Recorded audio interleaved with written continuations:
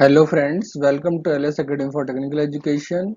In today's video, we'll discuss the second problem of the GATE 2019 Computer Science and Engineering paper. Computer Science and Engineering के GATE 2019 के paper में जो एक problem आई हुई थी related to the compiler design, we'll discuss that problem in today's video. So first we'll discuss the problem and then we'll go to the solution. Problem थी that consider the grammar given below. एक grammar दी हुई है आपको. पहला production दे रखा है capital S tends to capital A small a. दूसरा प्रोडक्शन दे रखा है capital A tends to capital B capital D.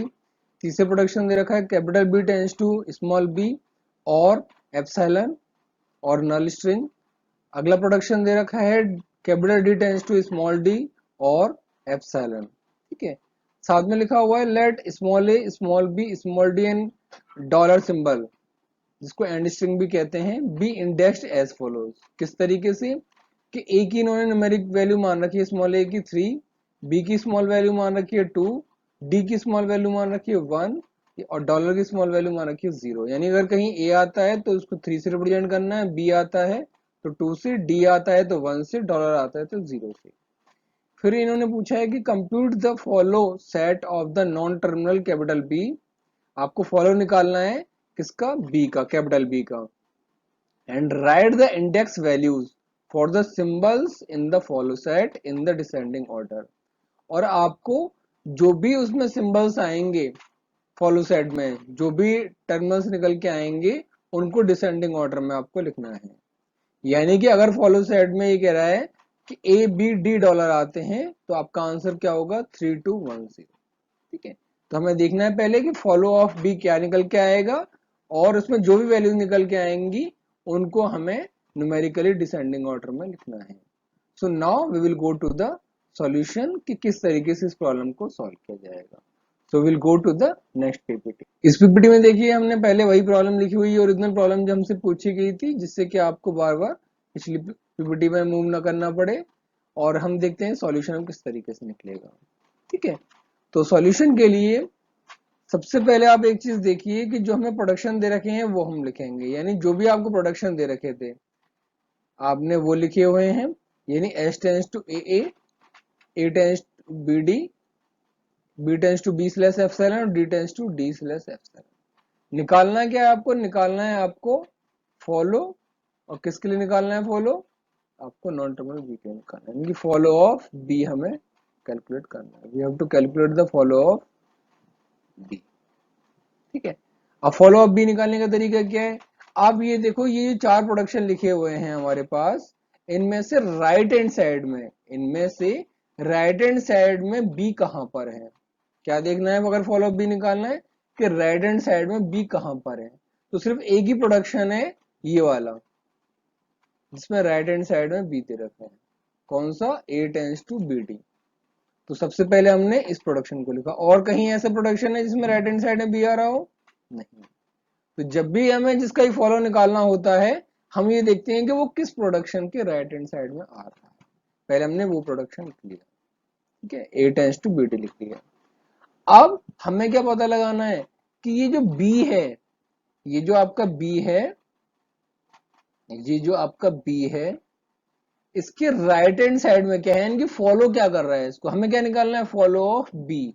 तो हमें ये देखना है कि जो बी दे रखा है इसको कौन फॉलो कर रहा है. तो बी को कौन फॉलो कर रहा है, कैपिटल डी. यही तो दे रखा है इन्होंने. भाई बी को कौन फॉलो करता हुआ दिखाई दे रहा है, कैपिटल डी दिखाई दे रहा है. ठीक है, तो हम ये देखेंगे, हमें तो ये पता लगाना है लेकिन जो फॉलो निकालते होते हैं कि बी को कौन कौन से टर्मिनल या कौन कौन से कांस्टेंट फॉलो कर रहे हैं. तो ये तो वेरिएबल दे रखा है, तो कांस्टेंट कैसे निकलेंगे कि हम ये देखते हैं कि डी की वैल्यू क्या है. हम क्या करेंगे, ये जो डी दे रखा है इसकी जगह इसकी जो न्यूमेरिक, जो इसकी प्रोडक्शन वाली वैल्यूज हैं वहां से वैल्यू रखने की कोशिश करते हैं. तो ए टेंस टू बी डी में हमने क्या किया, अगर बी का फॉलो निकालना है तो ये देखते हैं कि डी दे रखा है. तो डी की वैल्यू देखिए क्या है. तो अगर हम यहां से देखें तो डी की 2 वैल्यूज हैं. एक तो डी टेंस टू डी दे रखा है और एक डी टेंस टू एप्सिलॉन दे रखा है. तो अब एक तो हमने क्या किया, D tends to small D लिख लिया और एक क्या लिख दिया, A tends to B D था, डी की जगह क्या लिख दिया, एप्सिलॉन लिख दिया. भाई यही तो 2 वैल्यू दे रखी है इन्होंने. जो 2 वैल्यूज दे रखी हैं, एक ये दे रखी है डी टेंस टू डी और डी टेंस टू एप्सिलॉन. तो एक जगह डी टेंस टू डी लिख दिया, एक जगह डी टेंस टू एप्सिलॉन लिख दिया। ठीक है, तो ये क्या हो गया, ये प्रोडक्शन हो गया ए टेंस टू कैपिटल बी और डी की जगह क्या आ गया, डी आ गया। ऐसे ही यहां पर क्या आ गया, ए टेंस टू बी और डी की जगह एप्सिलॉन लिखने पे क्या आ गया, ये ए टेंस टू बी आ गया।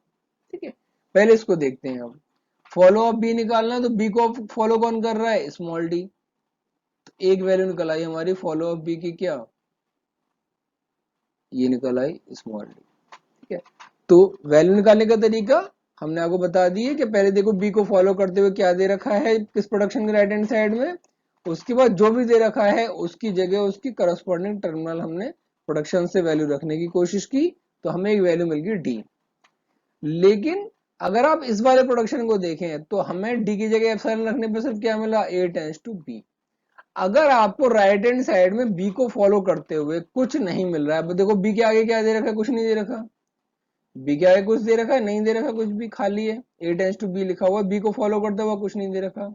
अगर बी को फॉलो करता हुआ कुछ नहीं दे रखा होता तो हम क्या कहते हैं कि ये जो फॉलो ऑफ बी होगा इसमें वो सारी वैल्यूज होंगी फिर जो फॉलो ऑफ ए में। अगर बी के बाद कुछ भी नहीं दे रखा है और सीधा सीधे बी दे रखा है तो फॉलो ऑफ बी क्या होगा, फॉलो ऑफ बी में वो सारी वैल्यूज होंगी जो फॉलो ऑफ ए में है, जो फॉलो ऑफ। इसका मतलब बाकी जो बी की वैल्यूज है हमें किससे मिलेंगी, फॉलो ऑफ ए से मिलेंगी। इसका मतलब हमें फॉलो ऑफ ए भी निकालना पड़ेगा।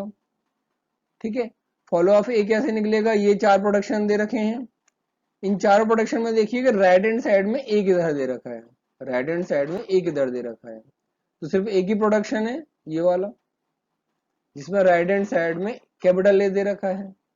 ठीक, अगला स्टेप हमारा क्या है कि ए को कौन सी वैल्यू फॉलो कर रही है, यानी कि फॉलो ऑफ ए निकालना है ना हमें इसके लिए। तो हमने क्या देखा, एस टेंस टू ए लिखा हुआ, ये लिख लिया हमने एस टेंस टू ए।